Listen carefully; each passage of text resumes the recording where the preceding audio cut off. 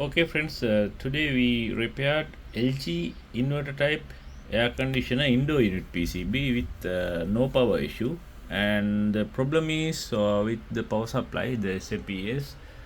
As you can see, there's a TNY264PN IC is the main driver, and the optocoupler is also there, IC02D, and those components were burnt, and another resistor also, and this is the PCB, and this is the components I replaced.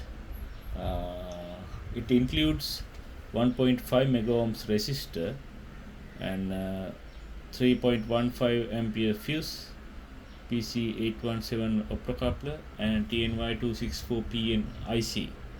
And here we can see the unit is ready now, and yeah, it is power on. You can see the LED comes up, and wait for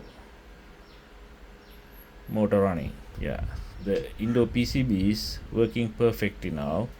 The issue is only with the SMPS unit. Basically, it provides the 5-volt supply to the CPU area, and another sub voltages also.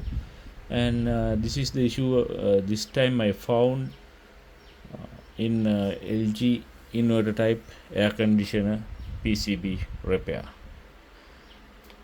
Subscribe for more, and please leave a comment if you want to know anything about it. Thanks.